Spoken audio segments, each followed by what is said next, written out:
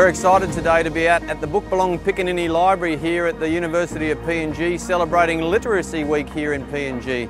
Through our partners at Book Belong Piccaninny, we're excited that the children this week are learning many things about money literacy, about life in the village, about things like where their traditions in the village and how animals play a part in those traditions form part of their traditional dress and many other things.